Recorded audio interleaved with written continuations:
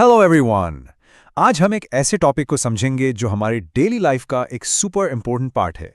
आपके वॉलेट में रखे कैश से लेकर उन लोन्स तक जो सपने पूरे करते हैं। चलिए ब्रेक डाउन करते हैं मनी एंड क्रेडिट की पूरी दुनिया, यानी पैसा और उधार का खेल। ओके, सो ये है हमारा आज का गेम प्लान। हम स्टार्ट करेंगे आखिर पैसा जरूरी क्यों है, फिर देखेंगे आज के बैंक्स कैसे काम करते हैं, उसके बाद क्रेडिट यानी उधार के फायदे और नुकसान क्या हैं, फॉर्मल और इनफॉर्मल लोन्स में क्या फर्क है, और फिर एक अमेजिंग सोल्यूशन जिसे सेल्फ हेल्प ग्रुप्स कहते हैं। एंड हाँ, लास्ट में सबसे इंपॉर्टेंट, हम कुछ एग्जाम क्वेश्चंस को भी सॉल्व करेंगे ताकि आप फुल मार्क्स स्कोर कर सको। Let's get started. तो सबसे पहले पैसा जरूरत क्यों है? एक सेकंड के लिए इमेजिन करो, एक ऐसी दुनिया जहां कोई वॉलेट नहीं, कोई एटीएम नहीं, कोई ऑनलाइन पेमेंट नहीं, बस सामान के बदले सामान। यही थी बार्टर सिस्टम की दुनिया। तो सोचो जरा, ऐसी लाइफ कैसी होगी। मान लो आप एक ब्रिलियंट शो मेकर हो, बहुत अच्छे जूते बनाते हो, और आज आपको डिनर के लिए गेहूं चाहिए। क्या करोगे? आप सीधा जाके खरीद तो सकते नहीं, क्योंकि पैसा है ही नहीं। आपको एक ऐसा फार्मर ढूंढना पड़ेगा जिसके पास एक्स्ट्रा गेहूं हो, एंड उसको उसी टाइम पर एक नए जूतों का पैर भी चाहिए हो। सुनने में कितना कॉम्प्लिकेटेड लग रहा है ना? और यही है बार्टर सिस्टम की सबसे बड़ी प्रॉब्लम। इसके लिए जरूरी है डबल कोइंसिडेंस ऑफ वांट्स, जो एक बहुत बड़ी रुकावट है। मतलब हमारे शू मेकर को एक ऐसा फार्मर ढूंढना है जिससे सिर्फ गेहूं बेचना ना हो, बल्कि जूते खरीदने भी हों। ऐसा परफेक्ट मैच मिलना कितना मुश्किल है। मनी इस प्रॉब्लम को आसानी से सॉल्व करता है, क्योंकि ये एक मीडियम ऑफ एक्सचेंज है। मतलब शू मेकर जूते बेचकर पैसे लेगा और फिर उन्हीं पैसों से आसानी से गेहूं खरीद लेगा। Simple, problem solved. तो इस टर्म को अच्छे से याद रखना, डबल कोइंसिडेंस ऑफ वांट्स। इसका सिंपल सा मतलब है कि जो चीज तुम बेचना चाहते हो, सामने वाले को वही चीज खरीदनी हो, और जो चीज सामने वाला बेचना चाहता है वो तुम्हें खरीदनी हो। जब तक ये कंडीशन पूरी नहीं होती, बार्टर सिस्टम काम नहीं कर सकता। मनी इस बैरियर को ही तोलता है। ओके, अब जब हमने मनी का बेसिक आइडिया समझ लिया है, तो चलो जंप करते हैं उस सिस्टम पर जो हम आज यूज करते हैं। सेक्शन 2, मॉडर्न मनी और बैंक्स। देखते हैं कि बैंक्स इतना इंपॉर्टेंट रोल कैसे प्ले करते हैं। देखो, आज के टाइम में मनी का मतलब सोने के सिक्के या गाय नहीं है। ये मेनली दो फॉर्म्स में आता है। पहला करेंसी, यानी जो पेपर नोट्स और कॉइन्स हमारे पास होते हैं। इसकी वैल्यू इसलिए है क्योंकि गवर्नमेंट ऑफ इंडिया इसको ऑथराइज करती है, इसकी गारंटी देती है। इंडिया में रिजर्व बैंक ऑफ इंडिया यानी आरबीआई इसे इशू करती है, और कानून के हिसाब से इंडिया में कोई भी रुपीज में पेमेंट लेने से मना नहीं कर सकता। और दूसरा फॉर्म है डिमांड डिपॉजिट्स। ये वो पैसा है जो हम अपने बैंक अकाउंट्स में रखते हैं। चलो इन डिमांड डिपॉजिट्स को थोड़ा और अच्छे से समझते हैं। इन्हें डिमांड डिपॉजिट्स इसलिए कहते हैं क्योंकि आप अपना पैसा ऑन डिमांड, यानी जब भी आप मांगो तब निकाल सकते हो। बैंक में रखा यह पैसा बिल्कुल कैश जैसा ही है। इनफैक्ट इससे आप बिना कैश यूज किए पेमेंट कर सकते हो, जैसे डेबिट कार्ड से, यूपीआई से या चेक से।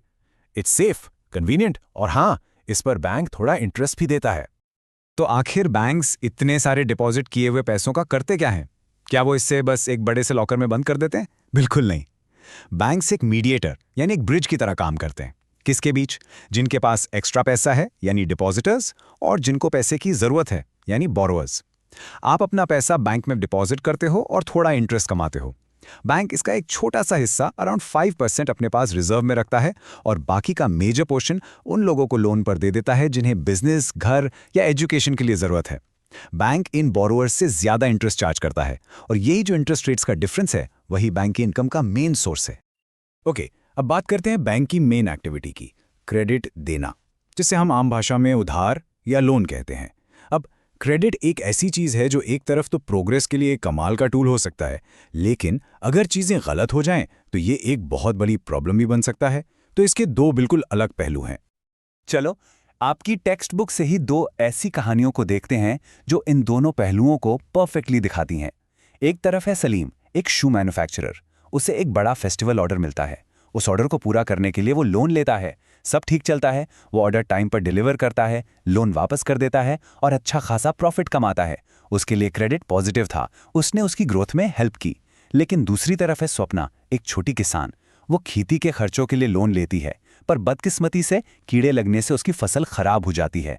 अब वो लोन चुका नहीं पाती और कर्ज बढ़ता ही जाता है। उसके लिए क्रेडिट एक जाल बन गया। स्वप्ना की कहानी हमें एक बहुत इंपॉर्टेंट और खतरनाक कॉन्सेप्ट पर लाती है, द डेट ट्रैप, यानी कर्ज का जाल। ये एक विशियस साइकिल है। मतलब एक ऐसा बुरा चक्कर जिससे निकलना बहुत मुश्किल हो जाता है। ये एक ऐसी सिचुएशन है जहां लोन मदद करने के बजाय बोरोवर को और भी बुरी फाइनेंशियल पोजीशन में ढकेल देता है। उन्हें पुराना लोन चुकाने के लिए नया लोन लेना पड़ता है और वो कर्ज में और गहरे डूबते जाते हैं।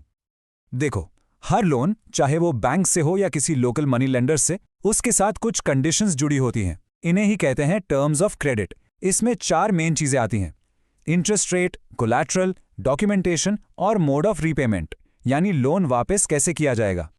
चलो कोलैटरल पर थोड़ा फोकस करते हैं, क्योंकि एक बहुत बड़ा फैक्टर है। कोलैटरल का सिंपल मतलब है सिक्योरिटी या गारंटी। ये एक एसेट होता है। एसेट यानी कोई कीमती चीज, जैसे जमीन, घर, गाड़ी, जो बोरोवर का होता है और वो लेंडर को गारंटी के तौर पर देता है। अगर बोरोवर लोन वापस नहीं कर पाता तो लेंडर के पास उस कोलैटरल को बेचकर अपना पैसा रिकवर करने का पूरा अधिकार होता है। और यही वो मेन रीजन है कि बहुत से गरीब लोगों को बैंक से लोन मिलना मुश्किल हो जाता है, क्योंकि उनके पास गारंटी के तौर पर देने के लिए कोई एसेट ही नहीं होता। अगर बैंक से लोन मिलना इतना टफ हो सकता है तो लोग आखिर जाते कहाँ हैं? This brings us to the 2 major sources of credit in India.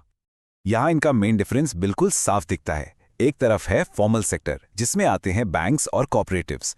इनको आरबीआई सुपरवाइज करती है, मतलब इन पर आरबीआई की नजर रहती है।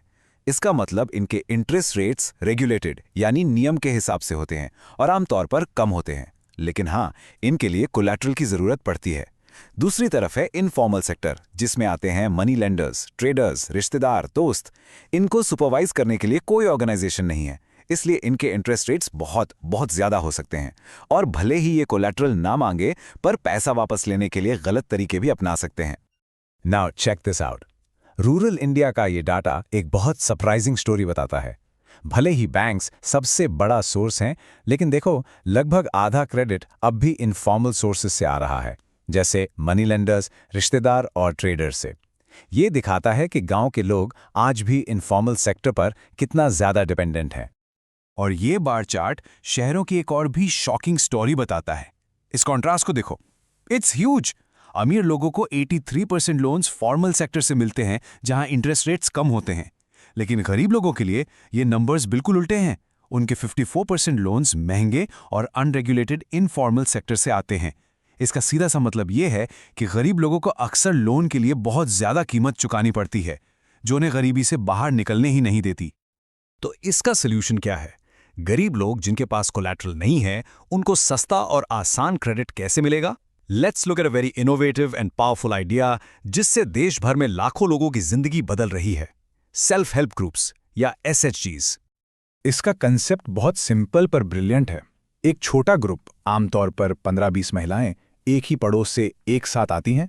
वो रेगुलरली अपनी छोटी छोटी सेविंग्स जैसे 25 से 100 रुपए इकट्ठा करती हैं। फिर ग्रुप के ही मेंबर्स उसी जमा किए हुए पैसे से जरूरत पड़ने पर छोटे छोटे लोन्स ले सकते हैं। लेकिन असली मैजिक 1 या 2 साल बाद शुरू होता है। अगर ग्रुप रेगुलरली सेविंग्स कर रहा है तो बैंक उस पूरे ग्रुप को लोन देने के लिए तैयार हो जाता है, बिना किसी से इंडिविजुअल कोलैटरल मांगे। ग्रुप की रेगुलर सेविंग्स ही उनकी कलेक्टिव गारंटी बन जाती है।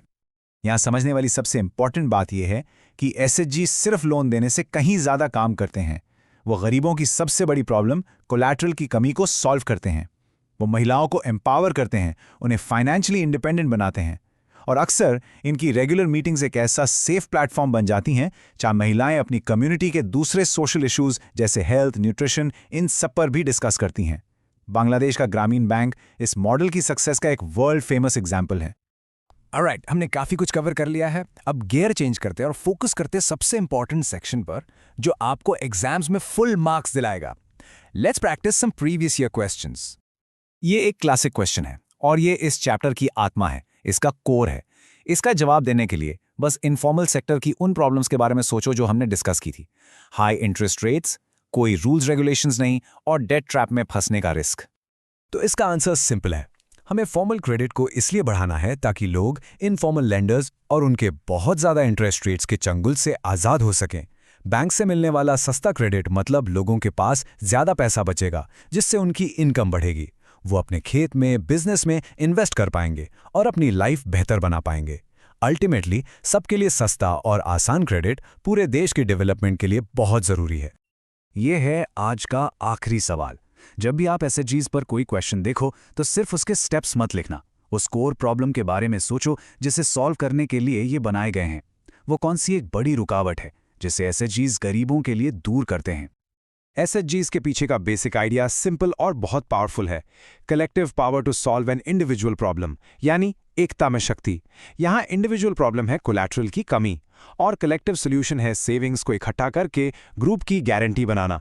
इससे उन लोगों के लिए फॉर्मल बैंकिंग सिस्टम के दरवाजे खुल जाते हैं जो अदरवाइज बाहर रह जाते। ये उन्हें फाइनेंशियली सेल्फ रिलायंट यानी आत्मनिर्भर बनने में मदद करता है। और हम इस एक्सप्लेनर को प्रोफेसर मोहम्मद यूनिस के इस पावरफुल थॉट के साथ एंड करेंगे कि क्रेडिट सिर्फ पैसे के बारे में नहीं है, ये अपॉर्चुनिटी के बारे में है, ये पोटेंशियल अनलॉक करने के बारे में है, और ये हमें एक आखिरी सवाल के साथ छोड़ जाता है। हम और ऐसे कौन से नए सॉल्यूशंस बना सकते हैं जिससे सस्ता, आसान और फेयर क्रेडिट हर एक इंसान तक पहुंच सके। सोचते रहिए।